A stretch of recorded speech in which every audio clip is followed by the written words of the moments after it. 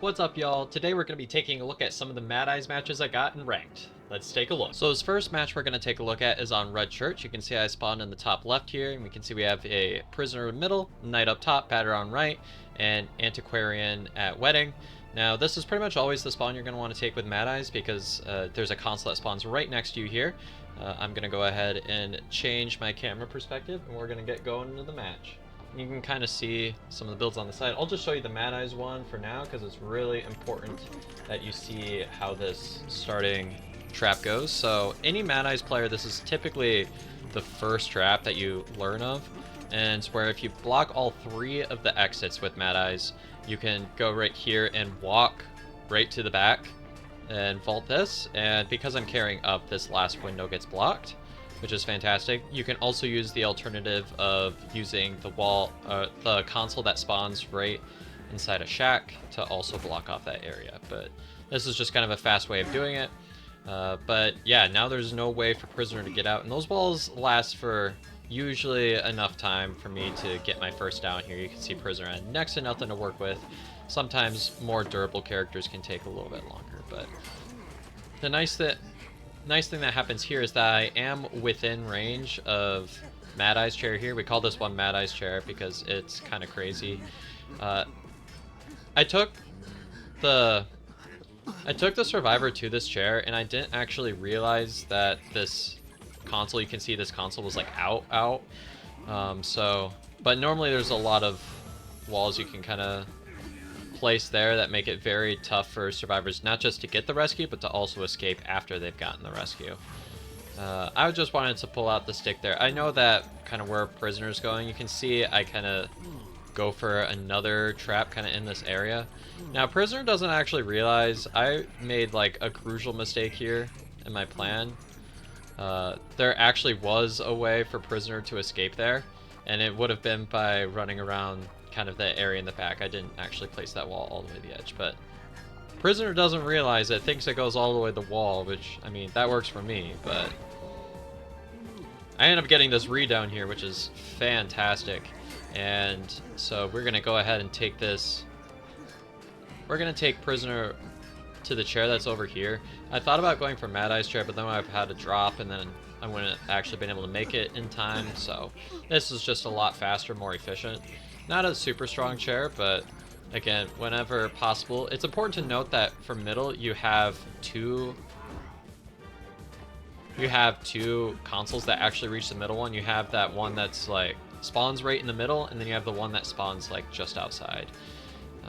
But I'm gonna go ahead and get a chip shot on this batter.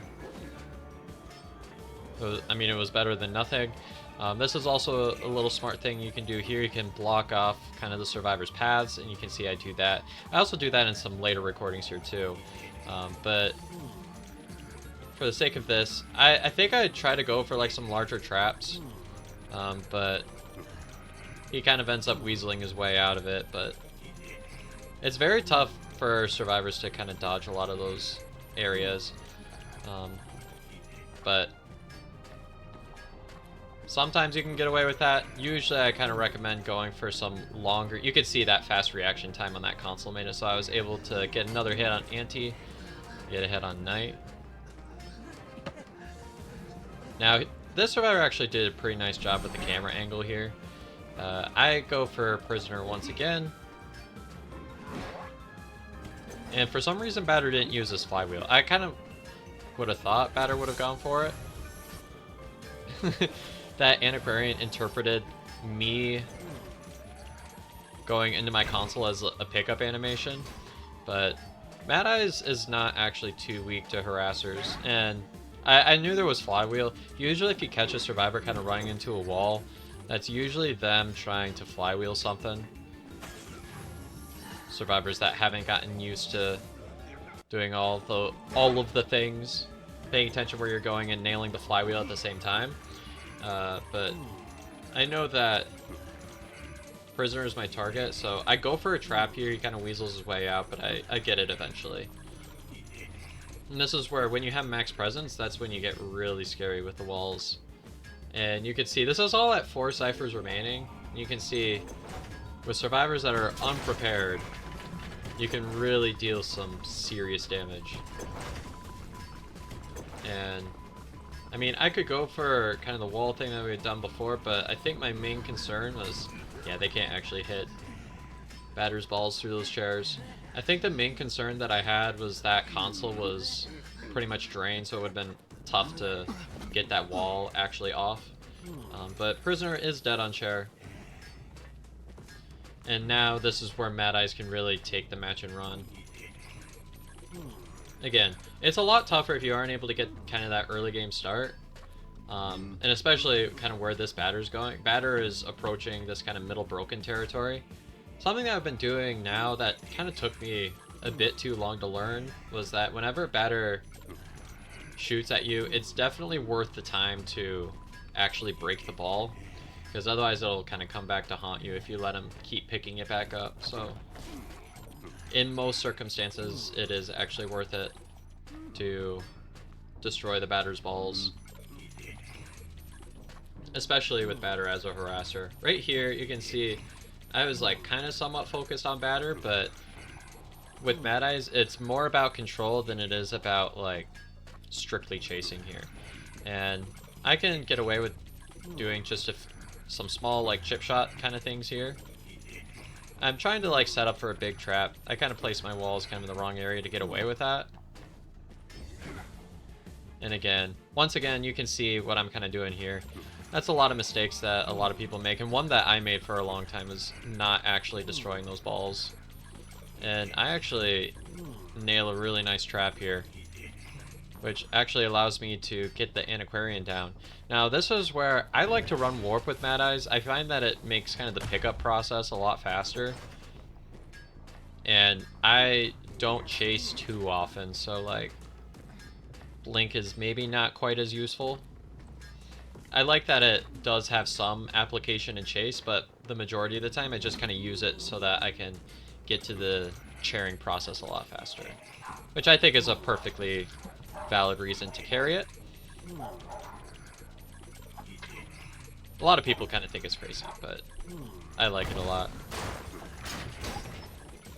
Me kind of forgetting that either way the survivor was gonna get walled off entirely. I'm just kind of like shooting for more here. Look at Antiquarian. They both like vaulted at the same time. That was really funny. Anyways, so Antiquarian ends up getting shared again, and everybody's like a chip shot away, so I'm just like a few chip shots away from actually pulling this off.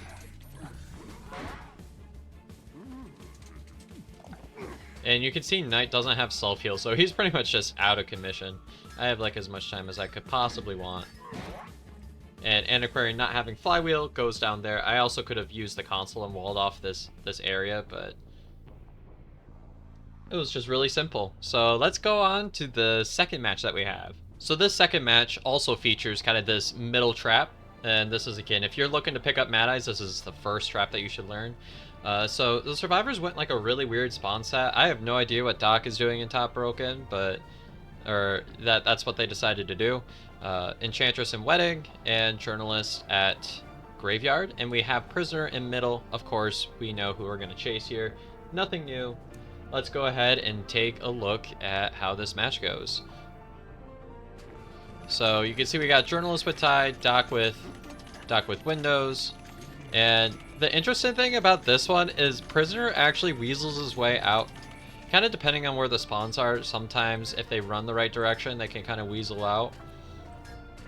A lot of times I find with a Mad Eyes, it'll be easier to kind of get out the window that I just vaulted. Not guaranteed, it depends on how they set up the trap, but for some reason the Enchantress was like, I'm just gonna run myself into the trap. And you can see that here she is regretting her life decisions. And I'd say, I mean, I think this was like a tier 5 match, so it's like the majority of my demographic that watches my videos, I think these traps would very much apply. And you can see this time we actually have basement, which is kind of wild. So we know we have like Journalists that can do a rescue, and Journalist is at Graveyard. I think at this point I like had forgotten what who was where, and I just kind of like start. If you get this muscle memory down, you can really get the pattern quickly of placing down walls on these ciphers. You can see it's not taking me long to kind of wall everyone off from where they're at. The one that I wouldn't really get value of walling off is Doctor. I mean, yeah, I can get some presence value out of it, but when it comes to Doctor, she's able to heal the chip shots really easily, so it's like almost not even worth the time to go to her.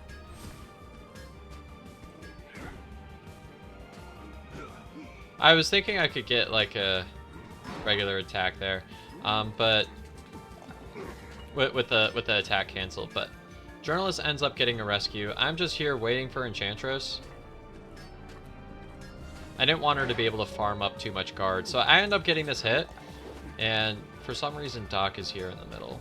But I let her try to decode for a little bit, because, you know, why not? And this Enchantress is dead on chair, and once again we have an elimination at 3 ciphers remaining. And a lot of matches, if you start picking them up in tier 5, this is how a lot of them are going to go. Now, this right here, it's very tough to actually get like a full trap on a Doctor. And you can see I'm getting a lot of really quick walls. Prisoner getting a chip shot there. I believe I just got a chip shot on Journalist too. This is also something that's very important. It uses less energy to go from a console, and typically you want to defend kind of your consoles. You can see I'm protecting my console against Prisoner there. And he's kind of running out.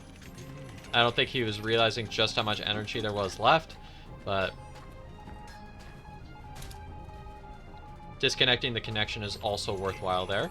And I am going to go ahead and take Prisoner to chair. Now, I like this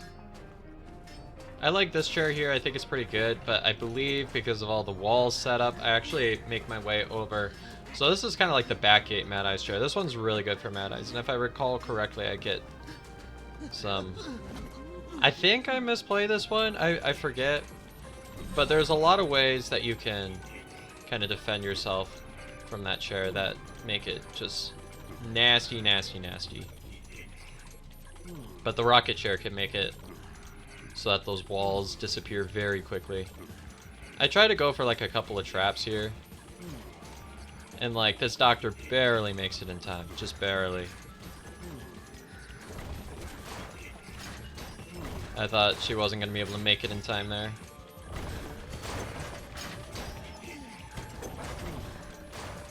So I had a trap on this Doctor here.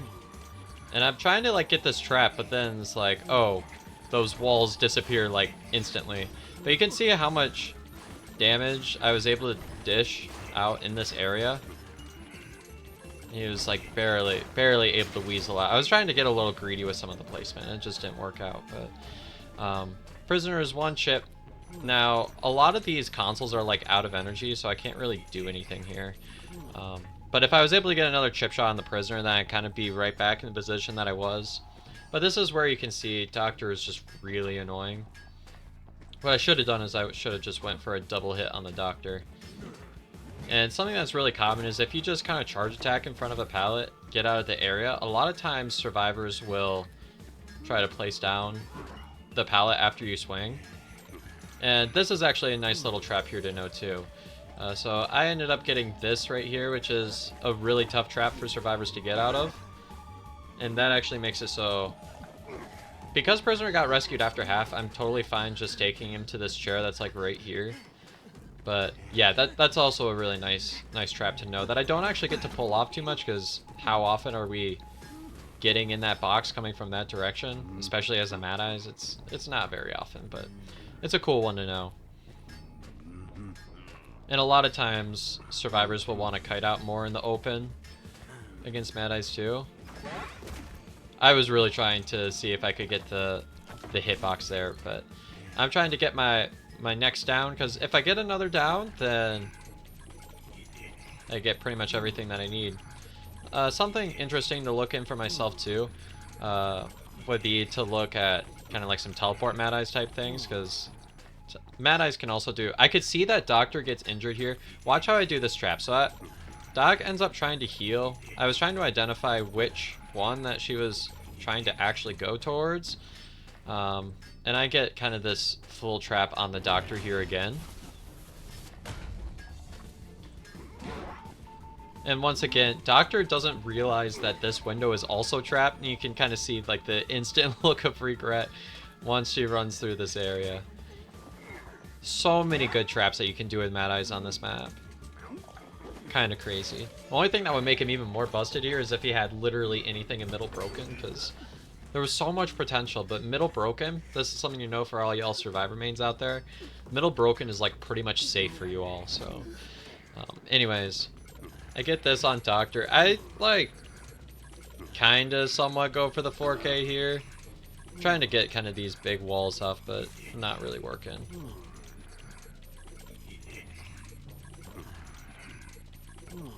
She's, like, hanging out in this area where I have to do so much scrolling. Again, there are, like, some areas that are a bit safer for survivors. I'm seeing if I can pull off one of these mega traps, but, again, runs out last second, so only so much I can do. If I recall correctly, this journalist actually gets out here. And I have... Warp is on cooldown for, like, way longer than what Doc would be, so... This journalist actually should have, like, stuck around the dungeon area, maybe tried to hide or something, but she runs to... Because my consoles here are pretty much drained as I was trying to trap her. And, like, in the corners of those camera perspectives. But she runs out to... Anytime you have, like, these alleyways... you know that you can get a lot of Mad Eyes traps in this area. I should really just place larger walls in this area, but I end up getting quite a few chip shots in because Survivor doesn't dodge them. It's always like a little gift whenever you're able to get kind of these little wall things going on. But it's a lot of times like a 50-50. Is the Survivor going to double back or not? But anyways, I get journalist in this area and there's pretty much nothing she can do here. So this will be a 4K here. But you can see just how impactful. I mean, I was able to get that middle church trap twice. And this was, I believe this was at Manti 5. I'm working my way back up in the ranks. But you can see, that's kind of like respectably mid-tier. And a lot of y'all that are kind of watching here, these kind of traps are ones that you can also pull off in your matches. So I try to keep my gameplay kind of instructive to what you might get. So let's take a look at the next one. So this next one that I want to show you all actually features a different spawn setup. And you're like, okay, music man, I love that you're showing me these traps that rely around middle church. That's a really good thing to know. But what happens if they don't spawn there? And that's kind of partially why I put this match in the video. I kind of end up going for some different ideas, namely like console defending.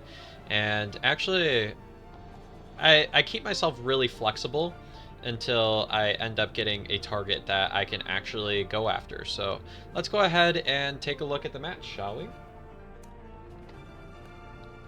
And so here we have Perfumer with Windows, Psycho with Flywheel, Weepy with Tide, and Lucky Guy, or not Lucky Guy, Little Girl. I saw the L and then my brain filled in the rest. Little Girl with Windows. So I end up getting a nice little chip shot. Again, you can see here I'm defending the consoles as I said that I did. Now this is something really instructive. So I end up getting another lucky chip shot on Weepy. I see that he's kind of moving out, so I'm not like too dependent on guarding that console. And I end up trying to find where like Weepy was kind of ending up. And you can see he's like trying to move out, and I'm keeping my protections to where I know survivors are at. And there are a couple of really good moments that I get against this Weepy here that'll come up in about the next 30 seconds. But you can see we've got Psycho here, which is actually, it would be really interesting if Weepy kind of went to a different area and then maybe tried to get the stress off with Psycho. That could have been a way to reset. But Little Girl also ends up in this area. Now I kind of use my warp in kind of a different direction here. And this one actually kind of features me using my walls to chase this Weepy here. So something that you can do with Weepy is if you're able to isolate, you can see I figured out one of these paths that he's going down. If you're able to put a wall in, he can't actually turn fast enough to get out of that. So that's a really easy way to cancel a dash. And actually get a really nice snipe here in just a second here. So once again, I'm trying to wall off some areas. And here, Weepy uses another rocket. I don't realize yet that he's using a rocket. I just see some footprints way off. And then I catch him like way up here. And if you can kind of predict about how long it's going to take a wall to come up, there actually was like next to nothing that the Weepy could have done there when it comes to turning and avoiding that. So, yeah. That's how I get my first down here, and I believe I get Mad Eye's chair, and I think I'm actually a bit better executed on this Mad Eye's chair than I was with the other one. So I go ahead and take Weepy here. Weepy is the tide, so it's also especially good that I'm able to get this right here.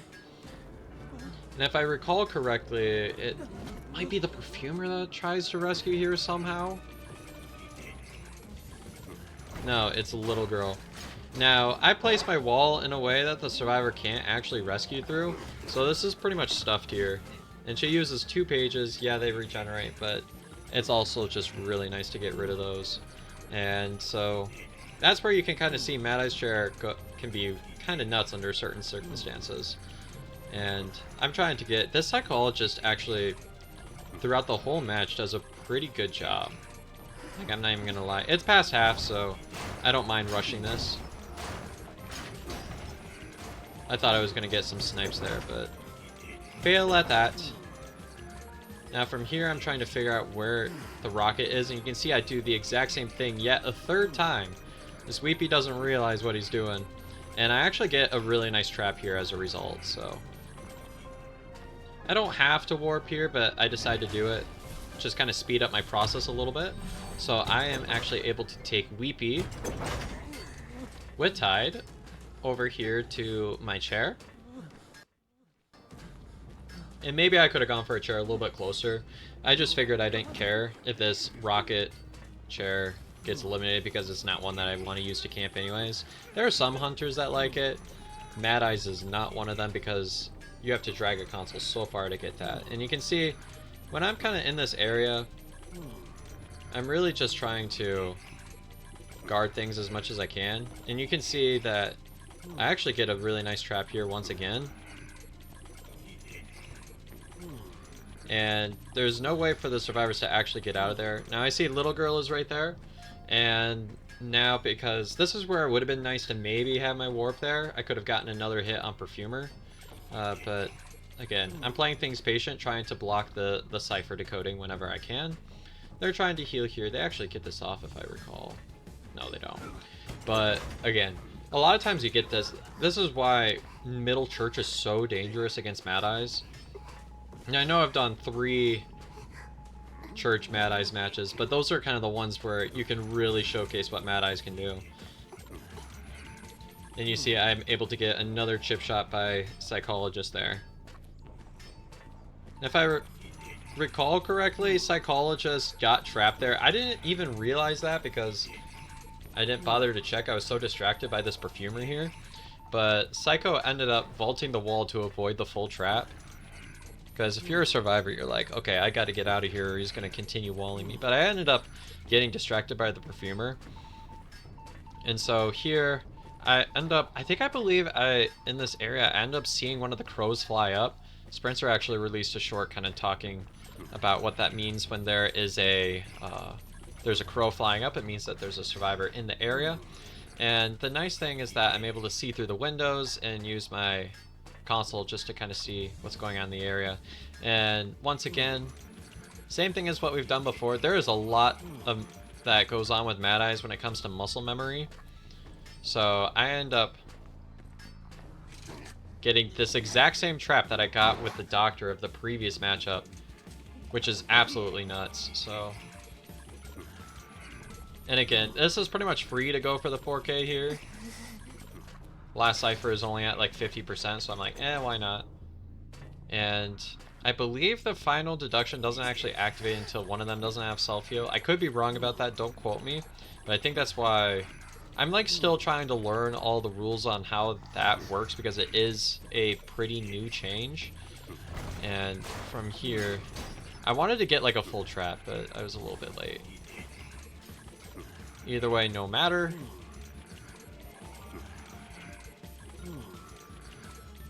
I'm able to get that down, and actually, if I had seen the perfumer there, I could have gone for like the the church trap once again. You can see, and kind of like this tier 5 area, you can get that trap so many times in survivors.